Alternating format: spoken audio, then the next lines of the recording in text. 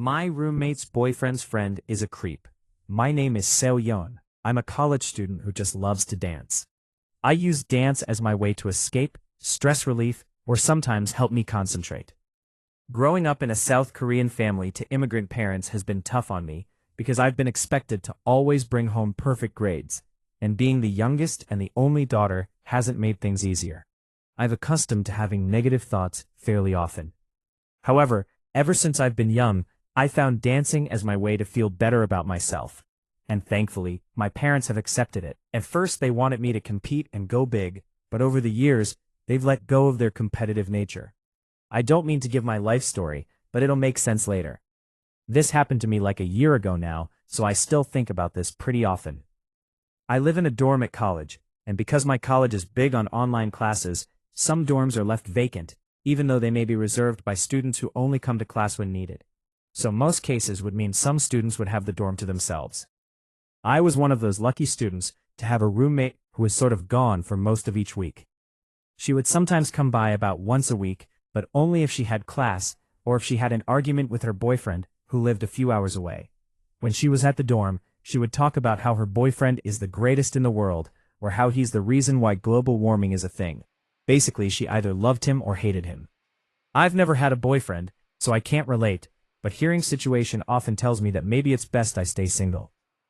Her boyfriend came to the dorm every other time my roommate was there. I don't really care to meet him, but he does try to make small talk, which I usually try to end the conversation politely, because I often feel weird about a boy talking to me in dorm, as it's supposed to be my safe zone. All I really knew about him was that his name was Sean. Sometimes, while I'm studying, I like to dance in my room, and because I grew up to Korean parents, I made it a habit of leaving my room door opened. Whenever Sean was around, I would sometimes catch him walking by my dorm just to watch me dance, which I didn't really care for, but it would always make me feel weird. The last straw was when I was in my dorm between classes, and I was studying. I was listening to lectures on my laptop speaker while dancing, because it always helps me remember better. But then I heard Sean calling out to me and cheering me on. This frustrated me so much that I just took my things and stormed out. I didn't want to make a scene, so I took what I needed and left for my class. After my class, it was late, and I really anticipated going back to my dorm since I knew my roommate's boyfriend would be there, so opted in to go to the 24-hour library on campus. Even though this was almost 10 o'clock at night, the library had maybe a dozen students who came to study, relax, or even use the free Wi-Fi. I went to the far back as I could with an empty table to study, and knew I probably would be here all night, since my roommate's boyfriend probably would have been at our dorm until the morning. So I got comfy, and began to study for however long I could. When it was past to midnight, I felt my conscience fading, and knew I needed a Celsius or Red Bull. So I got one from a vending machine that was all the way at the front, still seeing some students there studying, some even asleep on benches, looking like homeless people, which really got to me, because my parents would often threaten me that if I didn't have good grades, I would be a homeless bum sleeping on the streets. After I got my Red Bull, I walked back to my table, looking back at the few students, when I noticed one of them starting at me. Even though it wasn't super dark, the lights were dimmed, but the way his face was illuminated by his phone screen looked so creepy. He smiled at me and waved his arm, as if he knew me. I literally said "fuck that" to myself before speed walked back to my table. Once I got back to my table, which was behind some bookshelves and other things, I drank enough Red Bull to keep myself away, and as the caffeine kicked in, so did my stress, to which I knew I had to dance to calm myself, but also, I was weirdly in the mood to dance too. So I put my AirPods in, and began to dance to my heart's content. After dancing for probably close to 20 minutes, I sat back at the table, exhausted, but wide awake, and went right to studying, until I felt a tap on my shoulder. I freaked out, looking back to see that same guy who waved at me. I felt such chills, like I was about to be murdered or kidnapped. I always grew up with protection, never felt like I was in danger, so when my fight-or-flight instincts were supposed to kick in, it just didn't. I just sat there froze, staring at some guy I'd never seen before. The conversation went something like this. "Hey, are you Seo-yeon?" "Yes, I'm Jake's Sean's best friend." "Oh, nice to meet you. Sean told me you would need a buddy to take you back home?"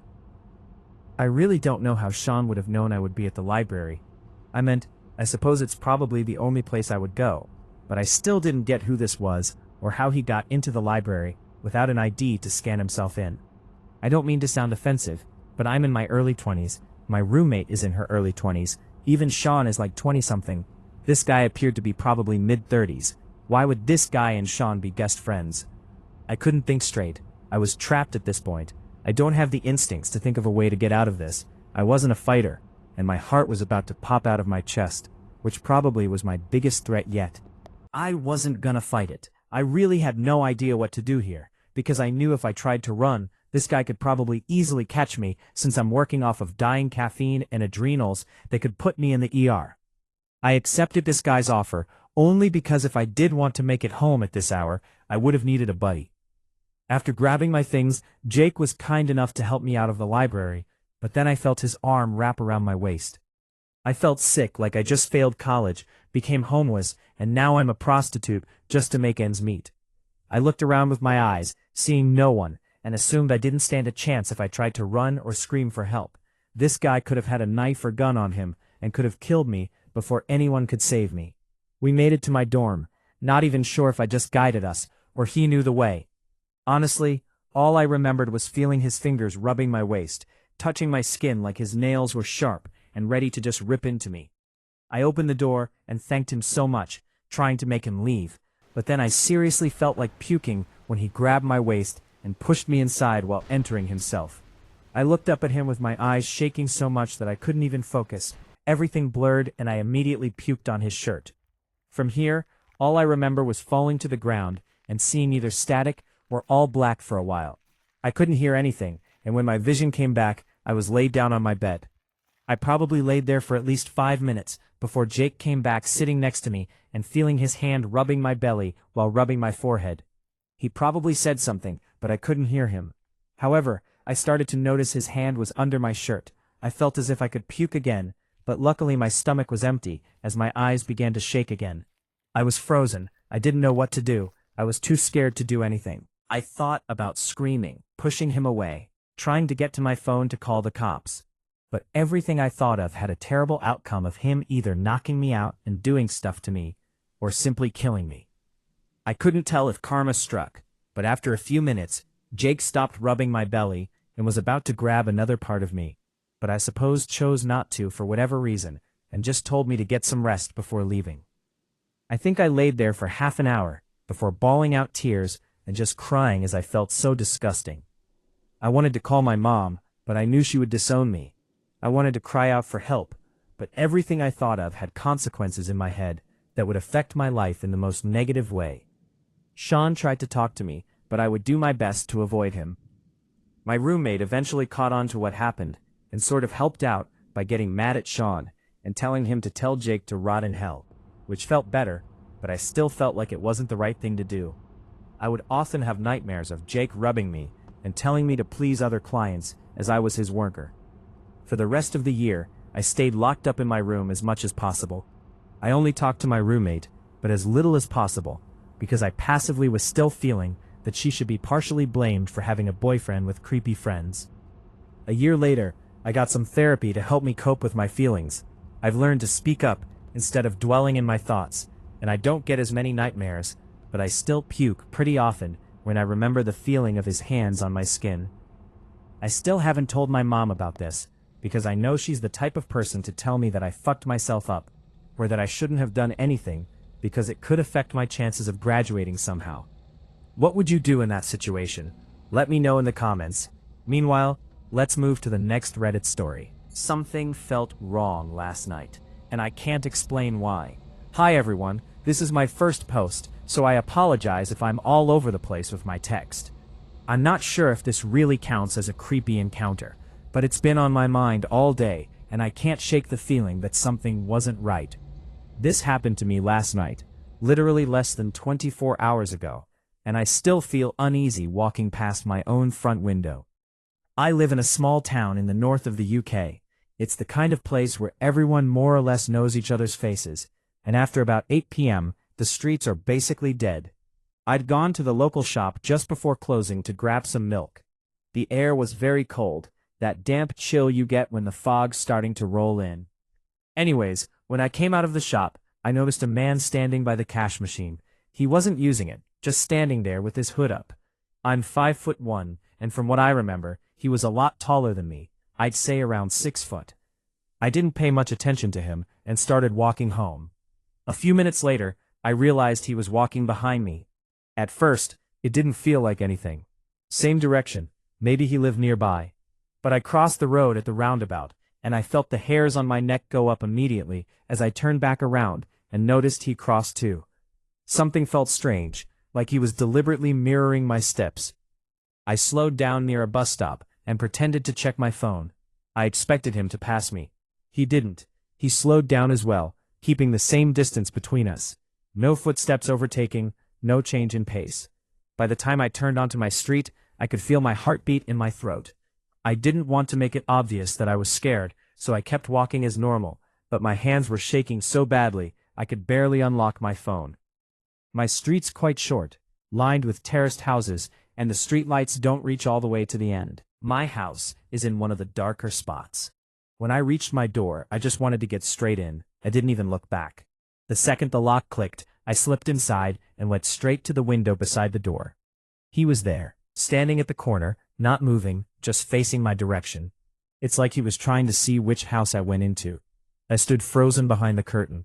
He didn't take out a phone, didn't smoke, didn't even look around, just stared. After maybe 30 seconds, he turned and walked off slowly, back the way we'd come. I didn't see his face properly. The hood shadowed most of his face, but I could see the lower half. Clean shaven, possibly late 30s or early 40s. I just remember his dark coat and the sound of his shoes echoing on the pavement. I didn't call the police because I kept thinking maybe I was overreacting. But all day today, I've had this feeling like someone's been outside or is watching me. Maybe it's paranoia, but I've never felt this kind of fear before. I don't know what to do now. Has anyone ever had something like this happen to them? What did you do after? Should I inform the police? Update. So it's probably nothing, but this morning I noticed fresh footprints right outside my door, like someone had been stood there, facing it. I should mention it was raining on and off all day yesterday, so they must have been recent. I didn't hear anyone knock or anything. A few people suggested getting a Ring camera, so I've ordered one for a bit of peace of mind. That gave me chills. But wait for the next Reddit story. Strange young woman encounter in Siskiyou County, California, a few days ago while visiting for first time. So me and my male friend decided to head to Mount Shasta for the first time to see its beauty and hope to experience any creepy things while being there after hearing all of the legends about it. We sadly didn't witness anything supernatural out there, but loved it anyway. We visited the towns near the mountain of Yreka and Weed, Shasta City, and really enjoyed it. But we are both still creeped out after meeting a strange woman at a small diner in the town of Mount Shasta. So we were both eating breakfast when I felt we were being watched by someone. I turned my head and met the gaze of a young woman sitting alone across from our table. She is skinny with dark hair, light skin, and seems to have lighter shaded brown eyes and is of medium height. Trying not to be awkward, I smiled and waved to her, and she returned the favor. That seemed to be an invitation for her to come walk up to us and start talking to us. She introduced herself as Carmen and almost immediately started being flirty after barely having a normal greeting and first-time conversation, which made my friend and I feel a bit odd. He is married, and I am not ever into anyone that is a lot younger than me. We are both in our early 30s, and she appeared to be no older than 22. We both played it off and tried our best to let her know without being rude. She eventually realized that neither one of us had any desire to flirt back with her, and she got even more strange.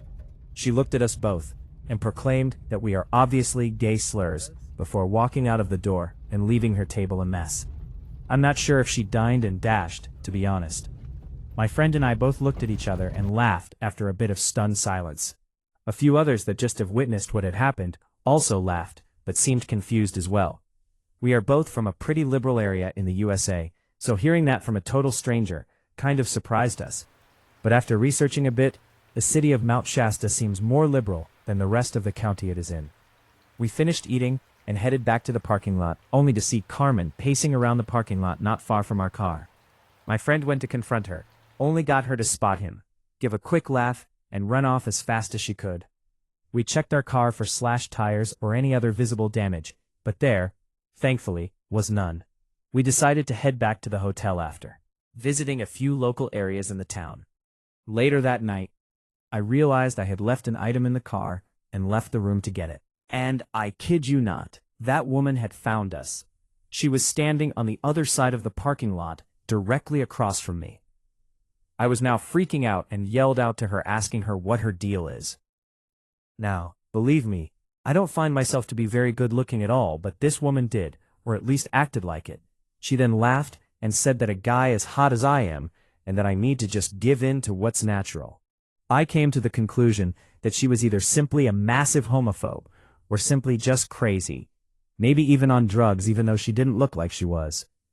I told her to leave us the hell alone, and that I will call the cops if she keeps messing with us, and demanded to know how she even freaking found out where we were staying. She laughed like a madwoman, which really spooked me, and I prepared to stand my ground if she tried anything crazy. But she simply then told me that she would love for me to come back to see her soon someday, before turning around and walking off to who knows where. I then checked the car over again for the same reasons, but there was no damage once again. I then hurried back to the room to tell my friend what had happened, and we decided to just head out that night. We told the guy at the front office that there was a strange woman littering around the area and saying weird things to us, and he offered to call the police. We decided against it and just wanted to get the hell out of there. We even checked the back seat to make sure she had not somehow managed to get in.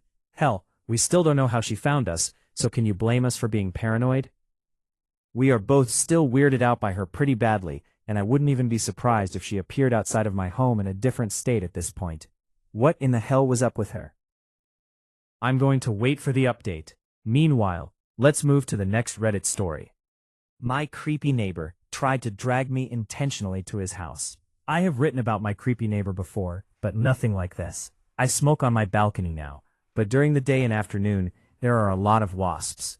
One even landed on me, and it was huge, black and white stripes, and almost an inch long. I let it sit on my coat, and then I swept it off and ran inside. So during the day, I have been smoking downstairs. This just happened the other day.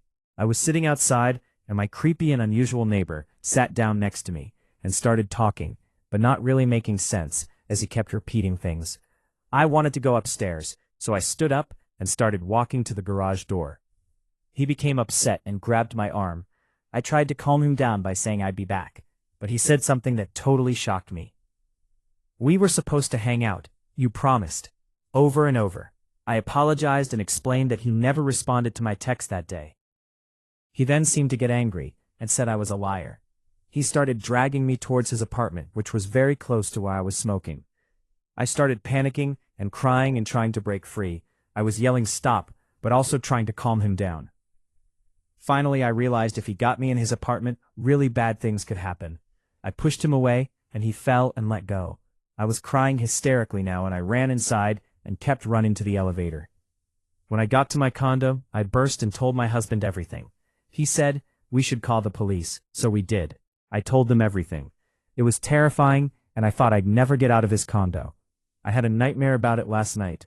I hope I never see him again, because even though the police talked to him, he probably won't remember, but he remembered we were supposed to hang out. I don't know if he uses a lot of drugs or if he's had a head injury. I haven't gone downstairs to smoke since this happened, but I was meeting my dad.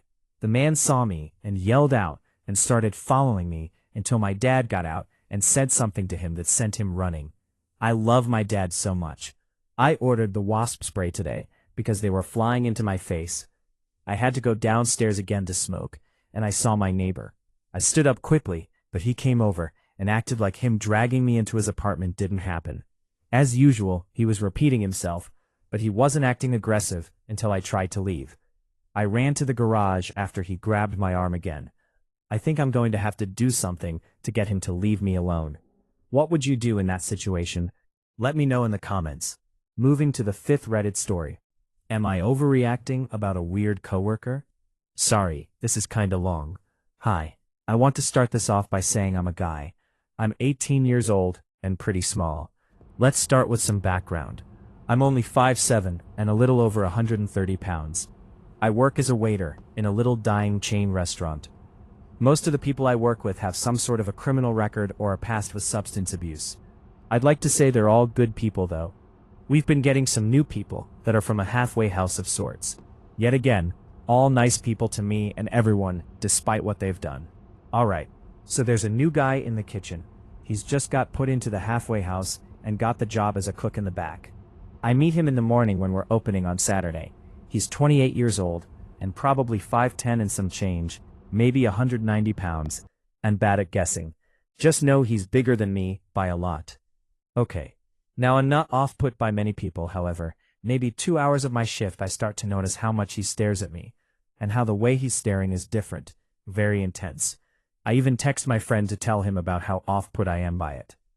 Maybe an hour after that, a coworker of mine in the kitchen pulls me aside near the bar to tell me something. The new guy has said that he's in love with me. Wow. Okay. She starts to go into more detail. When he was told I was 18, his response was enthusiastic, legal. Okay. She starts telling me things that he's been saying in the kitchen, about how he's been going on about how beautiful I am. I'm officially freaked out. I'm avoiding the kitchen like the plague now, but maybe an hour later, the restaurant slows to almost a stop. No orders, no nothing. Now the kitchen is walking out of the back to walk around, get a drink of water, maybe take a smoke break. I'm crouched down under a shelf by the bar. The shelf holds all the cups that we have. It's kind of a bit above chest level, but I don't think that matters. I'm still crouched under, it being a bit from my head, talking to my friends and such. He comes out from behind the kitchen and walks up to me and gets too close to me standing, and it's in such a way that I can't get up anymore. And yes, whenever I do that, most people come up to me and say, "Oh, you're hiding." But when he said it, standing a foot or so away, right in front of me, his crotch eye level with me, yeah? A guy's gonna fucking panic. I hit him with the, "Oh, I guess so." And he just stays there, looking at me, not saying anything. Someone walks up to talk to him, but he stays facing my way and chats it up. He doesn't leave, not until he's called back to the kitchen, maybe stood there for a minute or two. And now he keeps getting as close as he can to me every second he's got nothing to do, and I'm around and vaguely alone. And that's about all, besides the way he'll walk up, stare for an awkward amount of time, then say something about work going well in the back. I told my friends, most of them women or at least AFAB, and I kid you not, they stole my keys to hook pepper spray on there. Which, okay, that makes me feel a bit like a bitch, but I know that's just the, you've gotta be a manly man bit of me speaking. In other words, I'm a bit freaked. I've talked to a couple of people in there about this, the bartenders, and they've all backed me up. But I also know there's nothing I can do. I've only worked 2 other days with him, tonight included, but he's still training, so he was very busy tonight. There are some other things that have bothered me, but I feel like I'm looking way too deep into them now. At this point, I don't think I can do anything at all about this. Which is fair, I mean, he hasn't really done anything. However, the fact that he was in prison for a bit and the way he's been around me definitely makes me feel like the pepper spray isn't going to do much. I think this is why this is getting to me so much. I don't know. Thoughts? And that's it for today. Thanks for watching. Don't forget to hit the like and subscribe. See you next time.